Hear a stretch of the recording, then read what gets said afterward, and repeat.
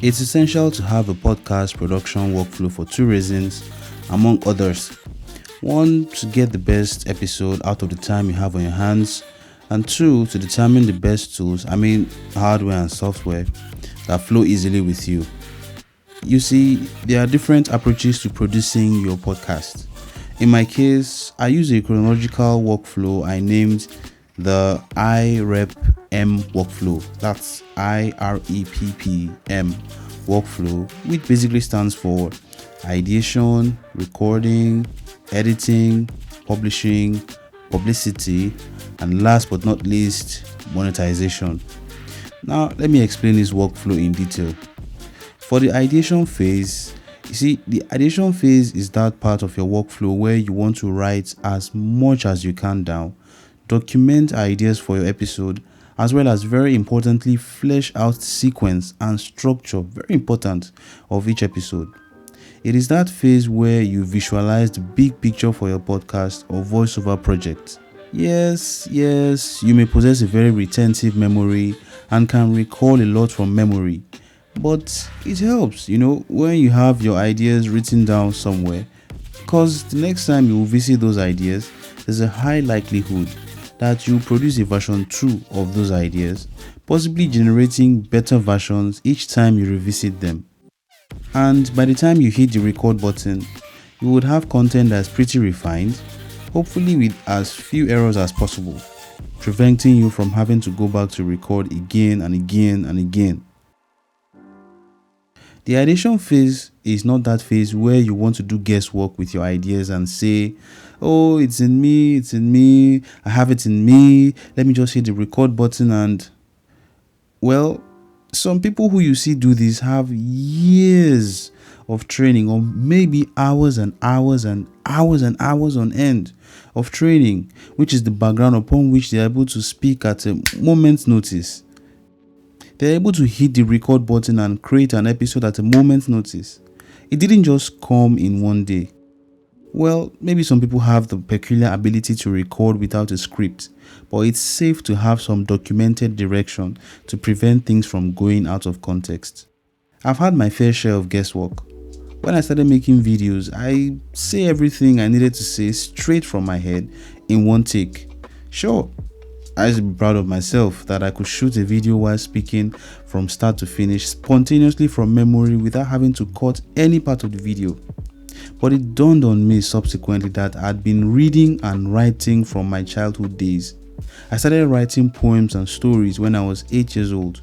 So there's been a culture of processing information in volumes from childhood. Subsequently, it got to a time where I could not keep up. It took me more time to generate and process ideas, and that's where I began to subscribe to the concept of scripting, which was the sort of compass that guided the sequence and structure of the video I was making at the time. I highly recommend developing a script, no matter how scanty or sketchy it is. It has made generating content for my podcast or voiceovers a breeze, compared to when I would navigate the entire podcast or voiceover from my head. The mistakes are now lesser, and I have no fear of forgetting something I wanted to talk about because I had already drafted the sequence and structure before hitting the record button. If you watch some video podcasts, observe how the speaker or speakers look at their notes at intervals. That's them following a script of sorts to keep track of things. Definitely the conversation can flow and freestyle as needed, but it helps when there's a sort of script compass, so we don't go out of context. I say this because it can be a huge turnoff when your listeners see a particular title of your episode and for the first 15-20 minutes you are off topic, out of context, and they can't even seem to make sense of the direction of the podcast. You must bear in mind that scripting is very important because it also guides your listeners and not just you. The way you dish out your podcast is the way your listeners will take them. I know, that sounds like tautology, it sounds literal. But what I'm saying is this: once your listeners get turned off because you are off topic or out of context in the opening part of your podcast, you make it pretty hard for them to connect the title of the episode with what you're talking about.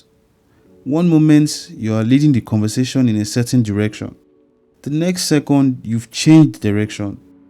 So, what exactly is this episode about? These are the issues, my friends.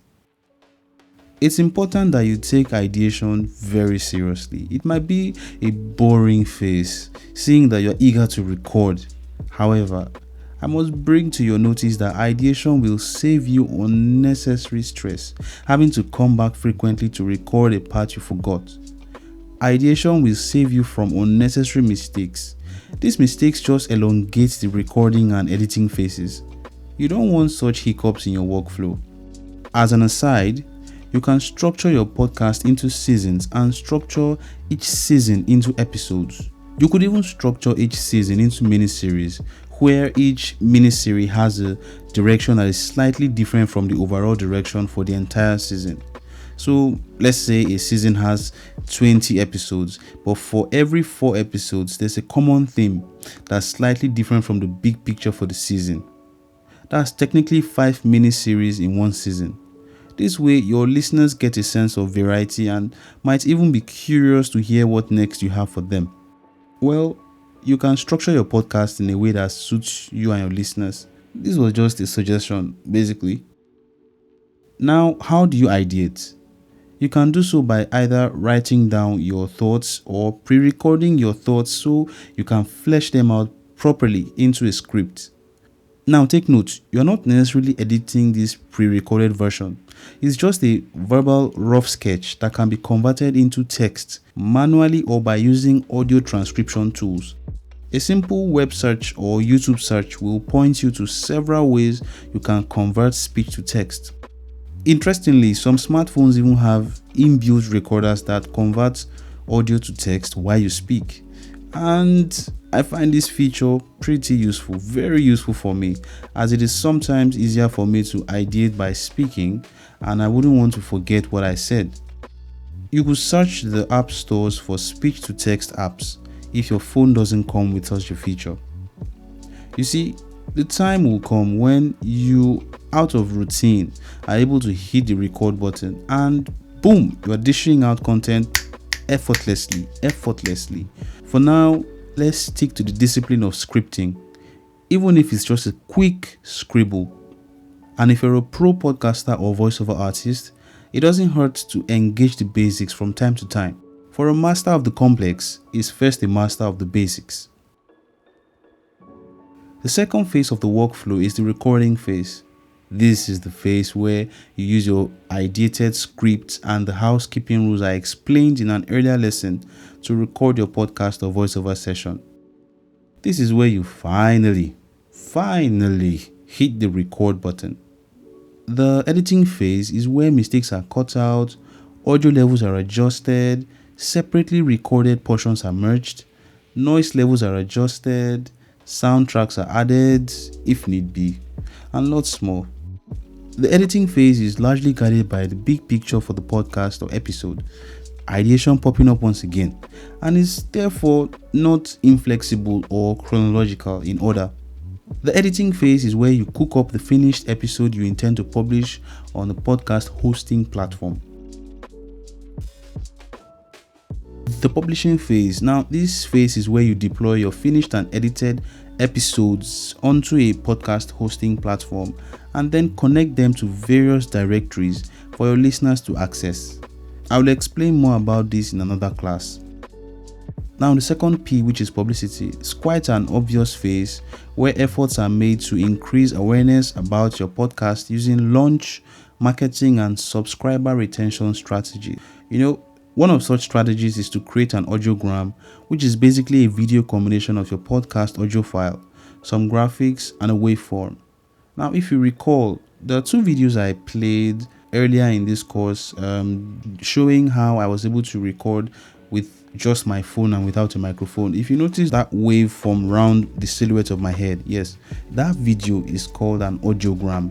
You see, in a bid to market your podcast online, you can take clips of your episode and convert them into a video, since you won't be able to upload the audio file to Instagram, for example, or to Twitter, for example. So you just take clips, take snippets of your episode, and then you add that waveform, and then you make it a video like a teaser. So you attach a link to where people can listen, and that's a way to get people to listen to your podcast.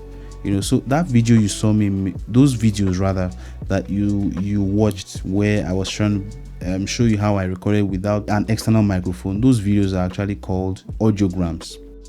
There are several ways to go about developing and deploying a marketing strategy for your podcast. Sadly, this course won't be able to exhaustively explain all the strategies you can use. However, I've created a document that contains links to personally handpicked YouTube videos containing tangible information on the subject of marketing and publicizing your podcast. I also created a community of podcasters so we can encourage each other, share what worked or didn't work, and basically grow together. I'll leave a link in the document to a sign-up form to join the podcaster community. The last phase of the iRepM workflow is the monetization phase. Here, you're now ready to start making money from your podcasting. I'll explain more about this in another class. In closing, in developing your workflow, you also develop a kind of toolbox containing software and hardware that fit your workflow and suits your podcasting or voiceover needs. In the next lesson, we shall be developing our podcast production toolbox and handpicking tools to fit in our box. See you there.